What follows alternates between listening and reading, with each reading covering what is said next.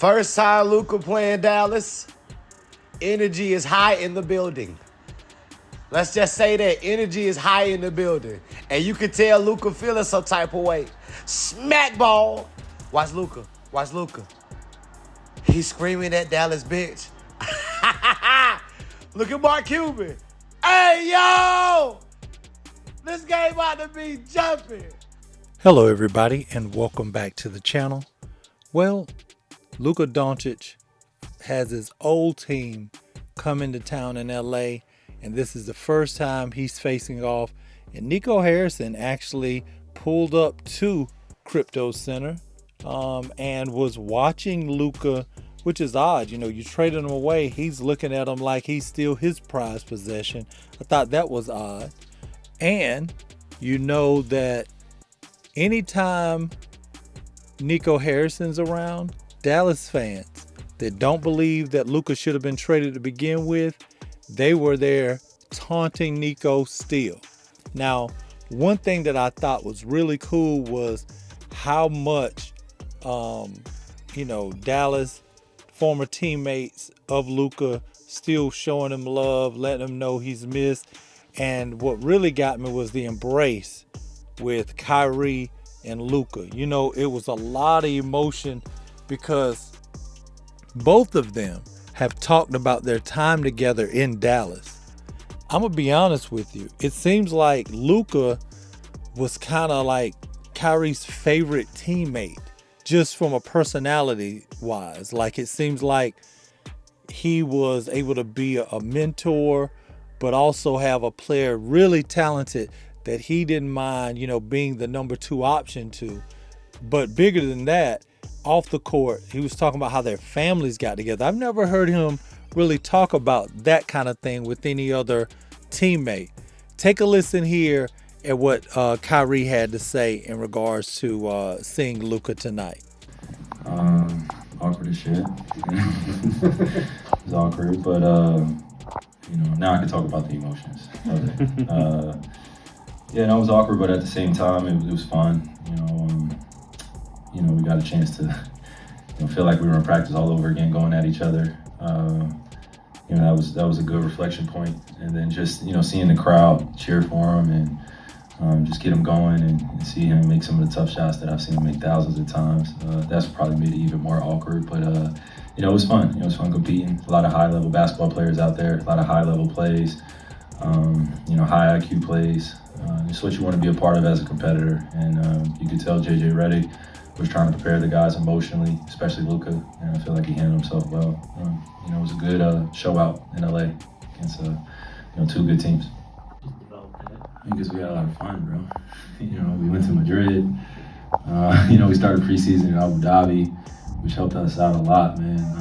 When you're on the road and you get to know someone and their family and you're introducing everybody to your friends, and Madrid was like very special because that's where he played, and I got a chance to meet some of his friends and his support system out there, and I think that just carried over into the season. And he was in just great spirits, coming into the last season, and it was easy to compliment him while he's having an MVP season, MVP caliber season. I feel like he, if not deserved MVP, we finished second, but at the same time he carried us a lot of the way where I was injured or hurt.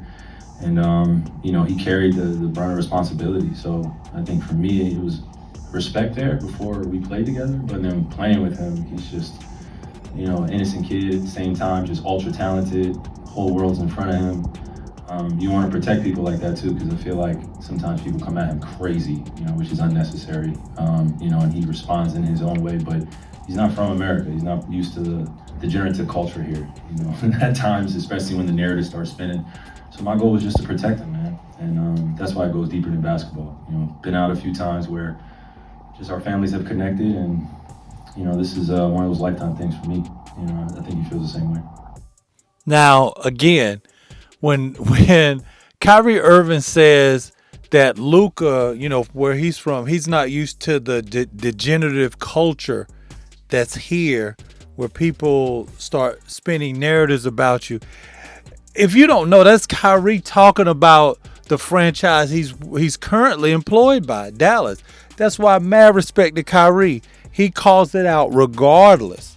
He's like, yeah, you cut my check, but the way you're trying to spin the narrative on Luka, and if you don't remember what they said, the way teams win is by focus, by having the right character, and having the right dedication to work as hard as possible. And if you don't have that, then it doesn't work. And if you don't have that, you shouldn't be part of the Dallas Mavericks. Now, that was directly out of the mouth of Patrick Dumont, the current owner of the Dallas Mavericks. He was talking about that days after trading Luka Doncic, after facing public backlash. So he's basically saying Luka didn't have the character and dedication, and he shouldn't be part of the Dallas Mavericks. So that was wild. Now, while a lot of times Luka conditioning came up, I thought it was also funny. If you look here, how he was trolling, knowing that Nico Harrison was staring at him.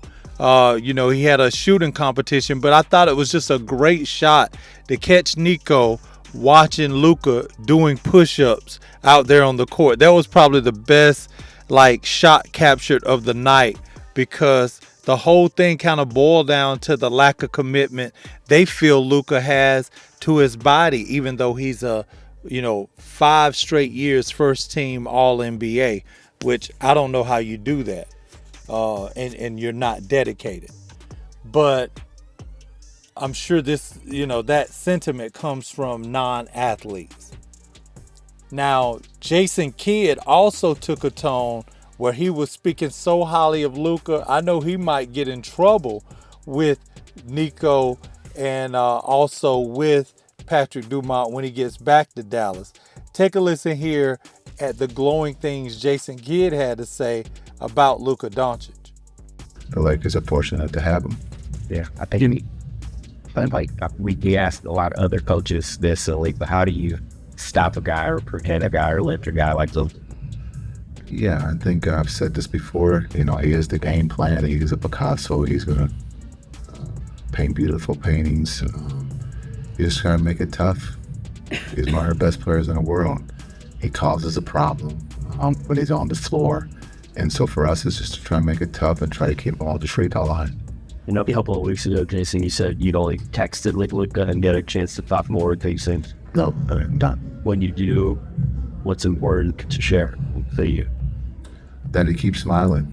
When he's smiling, he's in a great place, and he's having fun. And so it's good to see that he's smiling here of late. And again, just understanding that the business of basketball can be shocking, and that it was shocking to the world. But you have to move forward. You have to push forward. He has a job to do, and that's to play basketball at a high level, and I think he can do that. Now, another thing that was telling was after the game when Mark Cuban actually, went and spoke with Luka Doncic's agent and his father after the game. I mean, hugs given out. That let you know Mark Cuban really don't have no say in basketball personnel anymore. I mean, that's very clear. He still has good rapport with them, and they don't seem to be bothered by him at all. But you didn't see Nico climb up there and try to get any love. But let me know what y'all think. This is round 1. I do believe the Lakers still have a game in Dallas, and that's the one I am very much looking forward to, because the Lakers fan base, while they were taunting Nico Harrison, before I get out of here, I have to play that for you.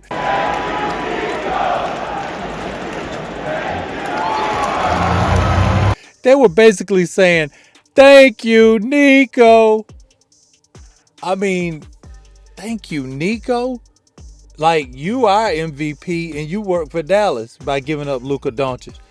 On the other side, the real time is when the Lakers travel to Dallas and the Dallas fans, listen, I'm going to go ahead and say it, and y'all can come back and comment under the video if it don't happen. I bet you there's going to be tears in men's eyes, okay? It's going to be tears in men's eyes out there in Dallas seeing Luka again. Listen, I can't wait for that game. Heck, I just can't wait. I believe it's sometime in April. I don't have the schedule right in front of me, but that's going to be an interesting time. Let me know what you guys think, man. Be sure to like, subscribe, hit that notification bell. I'll holler at you guys next time. Peace.